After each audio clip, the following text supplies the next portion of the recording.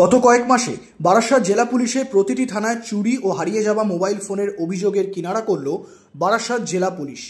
উদ্ধার হওয়া প্রায় 104টি মোবাইল ফোন ফিরিয়ে দেওয়া হয় সেই সব মালিকদের হাতে।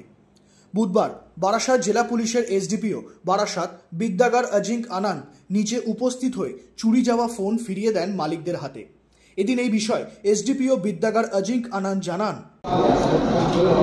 Under the guidance of SP Barasat ma'am, Barasat PD রিয়াসুচি প্রচুর ভালো কাজ করেছে।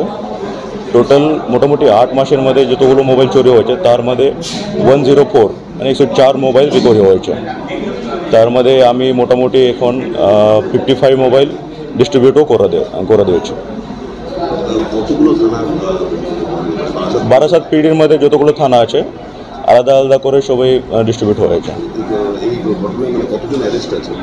কতজন অ্যারেস্ট আছে ওটা আমাকে দেখতে হবে, কেন কি প্রত্যেক মোবাইল সঙ্গে একটা কেস রেজিস্টার হয়, তো কেসের ডাটা একটু আলাদা হয়ে যাবে। আলাদা আলাদা জায়গায় বিক্রি করেছে, মুর্শিদাবাদ, মালদা, সবাই থেকে রেড করে করে এটা মতলব রিকভারি হয়েছে। আজকে আমার মাধ্যমে যেটা একটা ইস্যু ছিল বলার, ওটা আমি বলে দিচ্ছি আগে। রিগার্ডিং CEIR পোর্টাল, এটা হচ্ছে সেন্ট্রাল ইকুইপমেন্ট আইডেন্টিটি রেজিস্টার। মানে যতগুলো মোবাইল আছে, যদি ধরুন আপনার মোবাইল চুরি হয়ে যায়, তারপরে আপনাকে কি করতে হবে? ফার্স্ট স্টেপ এটা, আপনি পুলিশ স্টেশনে যা, ওখানে একটা কেস রেজিস্টার করুন, এফআইআর স্টার্ট করুন। তারপরে এই এফআইআর নাম্বার CEIR পোর্টাল এটা ওপেন করার পরে এফআইআর নাম্বার দিয়ে আপনার আধার অথবা প্যান কার্ড, আপনার একটু আইডেন্টি কার্ড দিয়ে ওখানে রেজিস্টার করুন। তাহলে কি হবে কি, যেটা আপনি মোবাইল দিচ্ছেন, যেটা মতলব মোবাইলের ডিটেলস দেবেন, ওখানে যেটা IMEI নাম্বার থাকে প্রত্যেক মোবাইলকে, এই IMEI নাম্বার ব্লক হয়ে যাবে। কি যেটা চোরের মোবাইল আছে, কেউ চোর এই মোবাইল মধ্যে নতুন সিম দিয়ে ইউজ করতে পারবে না, তো মোবাইল ওনার জন্য একদম ইউজলেস হয়ে যাবে। যদি উনি নতুন সিম ইউজ করতে চান, তখন কিন্তু আমরা আইডেন্টিফিকেশন একটু নোটিফিকেশন পেয়ে যাব। তো এটা কিন্তু ভালো পোর্টাল আছে, সবাইকে আমি আহ্বান করছি কি CEIR পোর্টাল ইউজ করবেন এবং এখানে রেজিস্টার করবেন যদি আপনার মোবাইল চুরি হয়।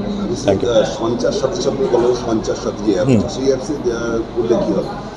সঞ্চার সাথী অ্যাপের রিগার্ডিং আমি একটু পরে কথা বলবো, আগে এটা জানছি।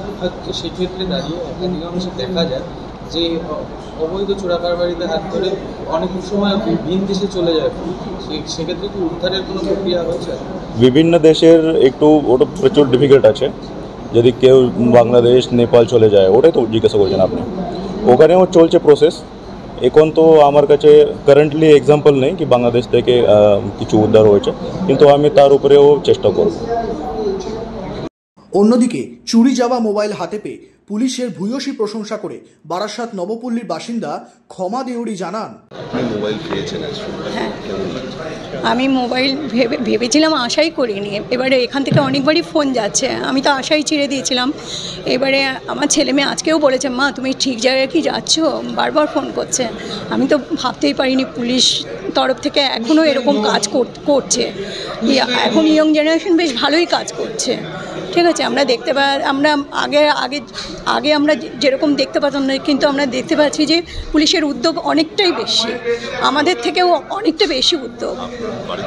হ্যাঁ, নবপল্লী, হ্যাঁ, বাড়ি থেকেই চুরি হয়ে গেছিলো কালী পুজোর আগের দিন। আমার নাম ক্ষমা দেউরি।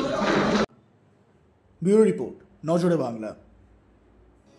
এয়ার ইনফ্রাস্ট্রাকচারের উদ্যোগে অহনা অ্যাপার্টমেন্ট, বারাসাতের হৃদয়পুরে নৃপেন ঘোষ সরণিতে তৈরি হচ্ছে নতুন আবাসন প্রকল্প। থাকছে একগুচ্ছ বিশেষ সুবিধা, লিফট থেকে শুরু করে ডিপ টিউবওয়েল, এছাড়াও থাকছে সাউন্ড প্রুফ জেনারেটর এবং কার পার্কিং এর সুবিধাও। এখানে 2 এবং 3 BHK ফ্ল্যাট রয়েছে, এছাড়াও থাকছে আরও একগুচ্ছ বিশেষ সুবিধা। বিস্তারিত জানতে ফোন করুন স্ক্রিনে দেওয়া ফোন নম্বরে। সাধ্যের মধ্যে স্বাদ পূরণ।